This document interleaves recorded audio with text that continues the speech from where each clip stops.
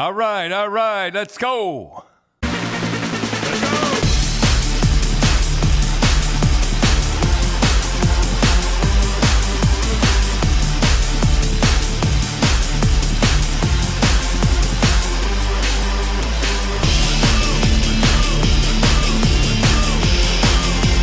All right, let's talk about Adin Hill. Backup everywhere he's been. Everywhere he's been a backup.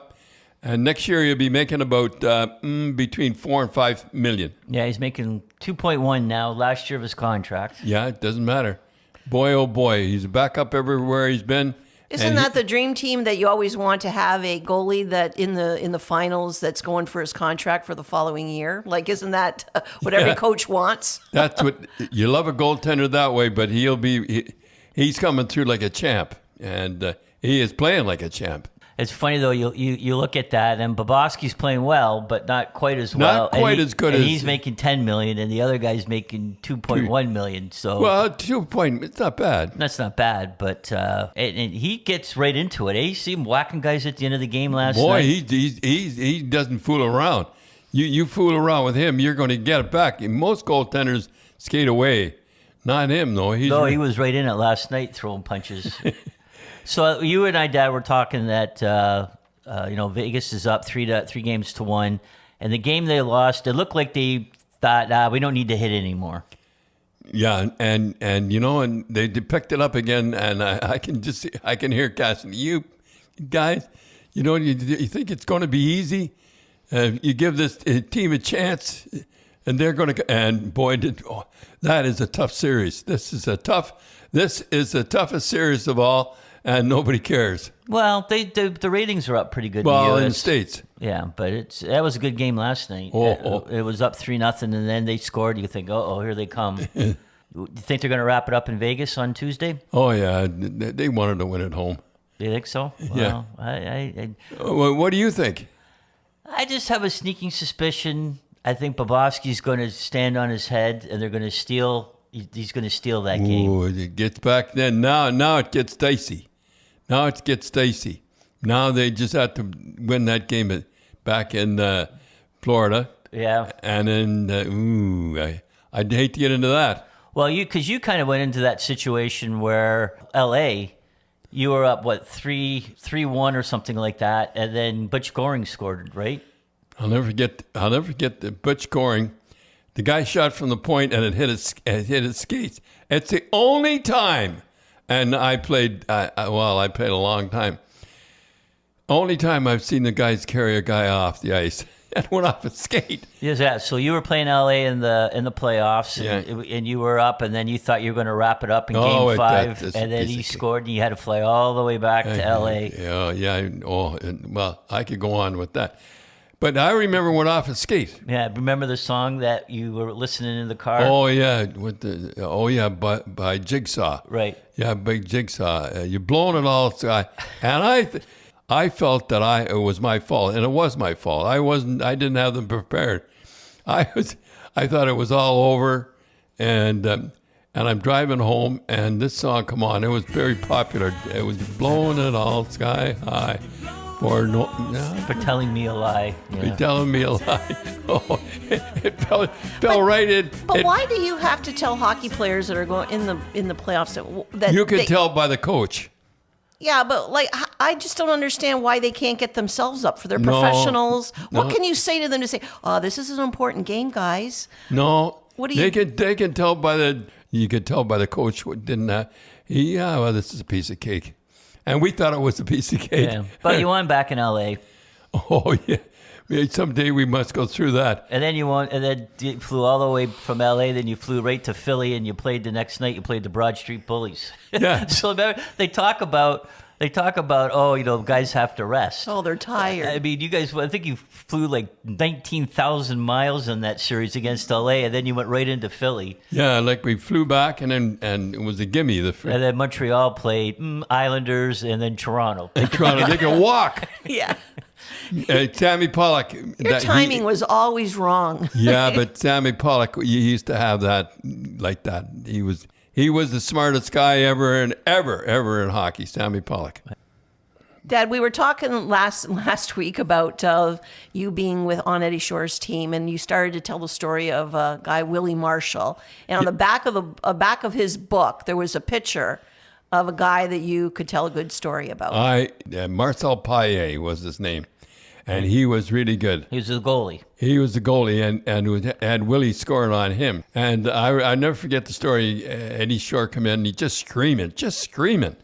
You screaming at some guy, and Marcel Paillet put up his hand. No, that was my fault. So Shore was blaming a guy for a goal? Yeah. So then he come the second goal. And no,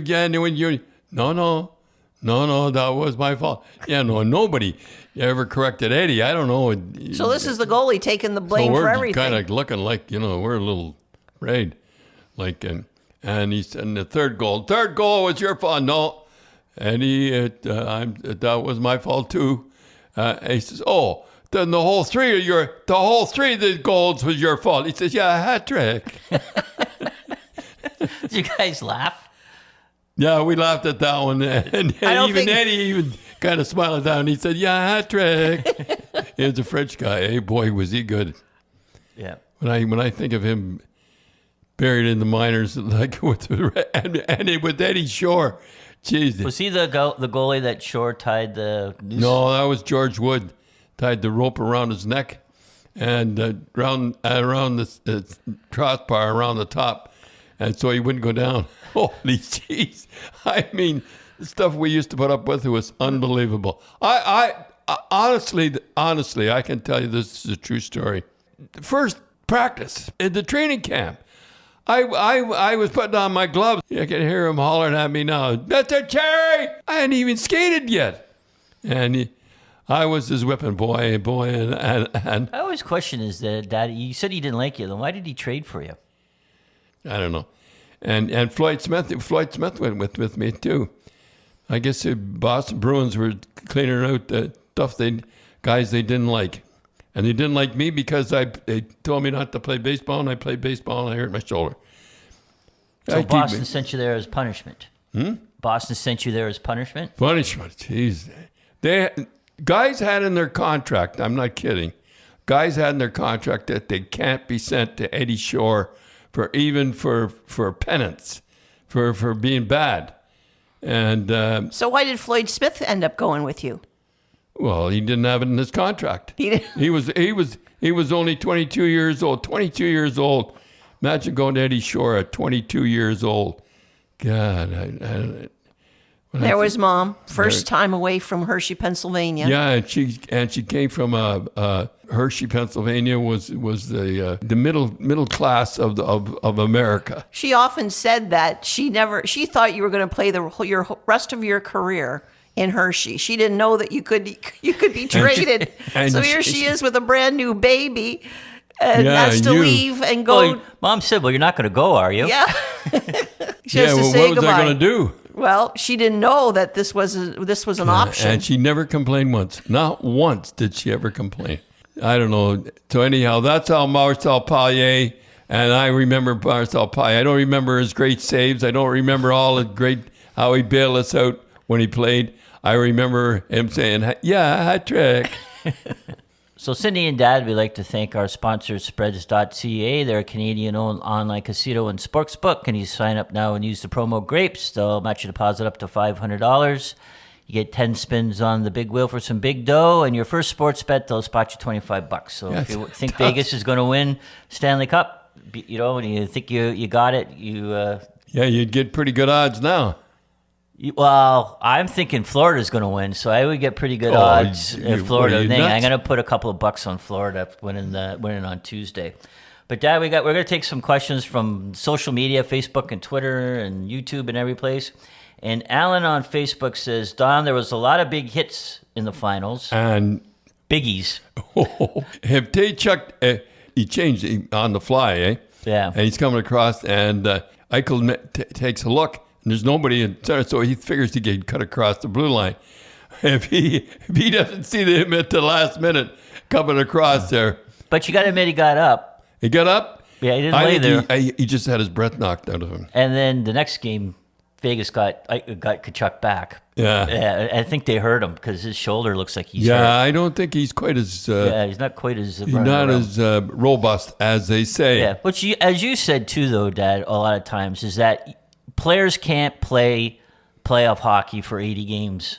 No, you can't because play. you just get worn down. And I think you look at Florida now; they're getting worn down. You can't play that way. But you just say that it's just too much wear and tear. It's just too wear and tear on you. You'd be done. So, anyhow, Alan on Facebook, he wants to know. He said a lot of big hits in the finals.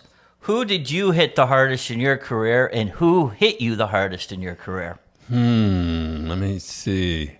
Well, I remember hitting a guy named Bobby Leader, and it was by accident. I like to say what happened was I was going after this one guy to hit this one guy, and he jumped out of the way, and Bobby Leader was coming with the puck behind, and I hit him right on the head.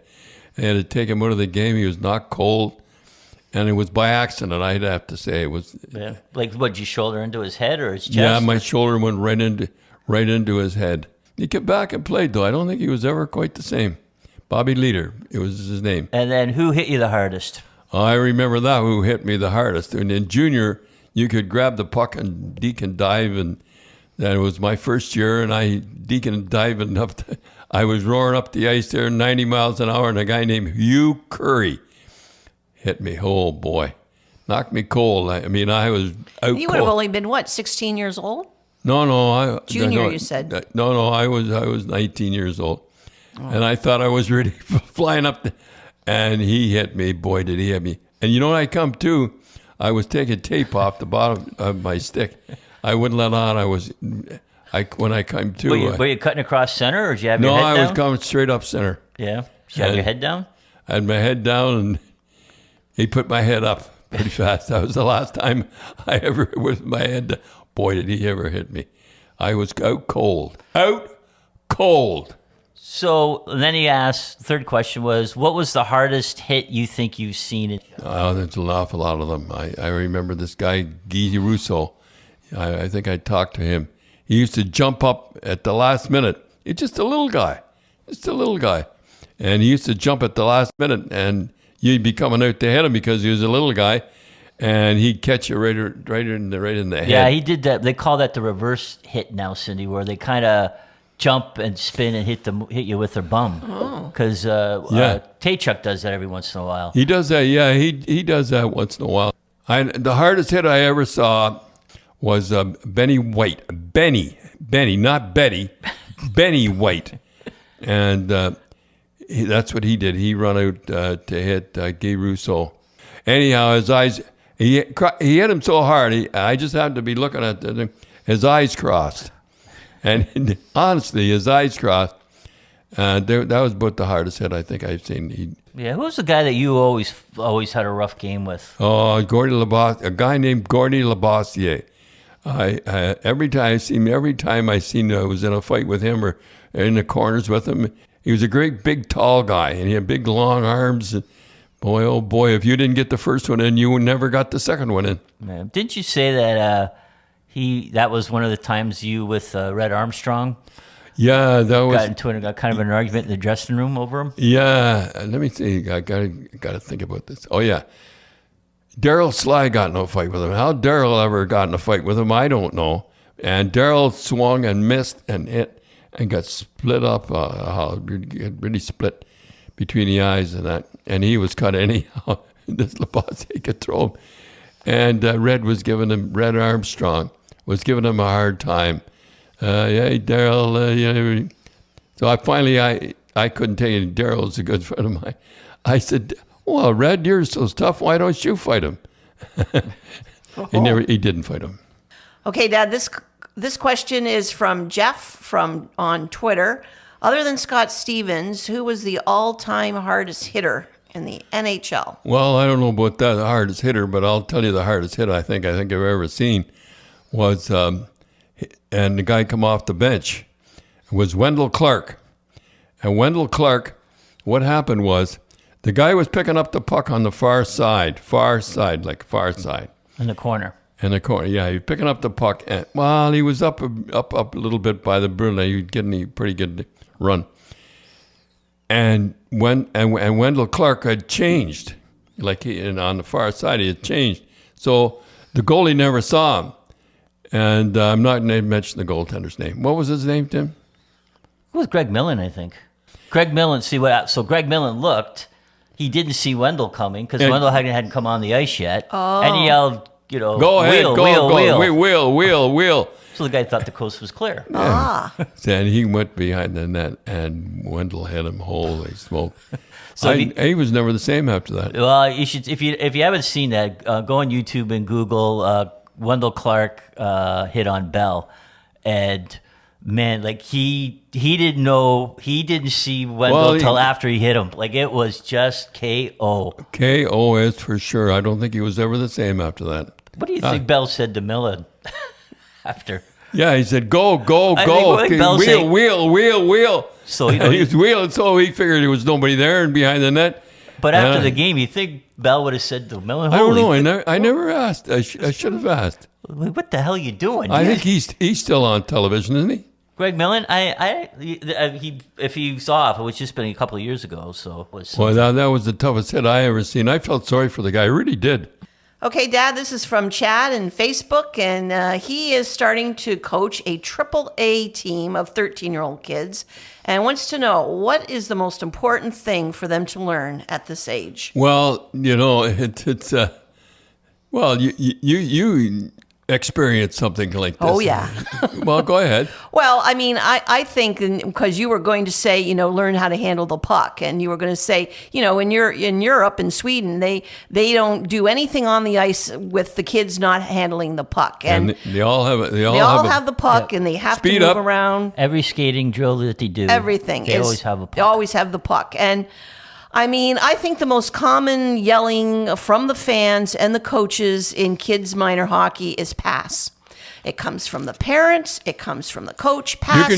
Puck can go faster than you can. Yeah. Yeah. And I can remember, and I'll tell tales of being a hockey mom. Go ahead. I used to sit beside. This was Tyke. You can't get any younger, 4 or 5 years old, and I used to sit beside Leanne Domy.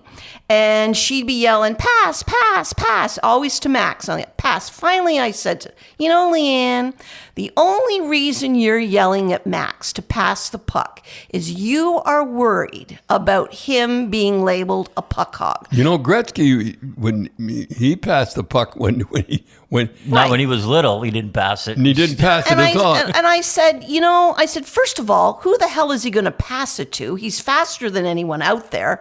And I said, he could go through the whole team at 4 years old, and you're yelling at him to pass. I said, that's the only reason. No, she doesn't want the rest of the parents to think he's a puck hog. Well, that's just what I said. I told her, you just don't want him to get the reputation as being a puck hog. Well, anyhow, Gretzky never used to pass the puck until he had to, and that's the way to do it. And I remember I won't tell tales, but about 4 or 5 years ago, I was sitting with a father of an NHL player, and I was watching a minor midget game, and he was watching for a while, and then he came over, because we had known each other, and he goes, I can't believe, he says, how these kids don't handle a puck. He goes, they just don't handle the puck anymore. And you and I watch it. They don't. Well, that's because they're always yelled at when they're small. The defensemen don't handle it. The kids are pretty good, but I just don't understand how they don't handle a puck. When you see a guy handle a puck, he's exceptional. If you're asking me, the best thing the guy can do is naturally skate, is handle a puck. If they can handle a puck, then everybody watches them, and that's the name. That's the name of the game, is handle a puck. So, Dad, before we wrap it up, we have to. We never mentioned that Canada once again won the World Championship. Well, now for the Europeans, this is the biggie, right? Yeah, this is their Stanley Cup, and this goes back to the 16 Canadians on Vegas, and I'll keep mentioning that. Plus the goaltender, and he's from Vancouver. No, he's not from Vancouver. Comex, BC. Comex, BC. Comics. I hope it's not comics. Comics. Is it comic? Comox. So we'll say comics. Anyhow, But the Canadians won. Adam Finelli, who's going to be the second. and boy, is he good. Like I got to tell you, he's going to be the second. Well, he better be the second pick in the draft this year after Bedard. And it looked like John Davidson, who has Columbus, they were supposed to get the second pick. So he was all, well, we're not going to get the first pick, but Adam, you could build a team around this kid. And they dropped it. They went down to the third pick. You should have seen the expression on his face, like you got to be kidding me. Like he was stunned. But Adam Finelli, we saw him play, and when he was 14, he got the winner against in the semifinals. And he can play. And Canada. I liked him better than anybody.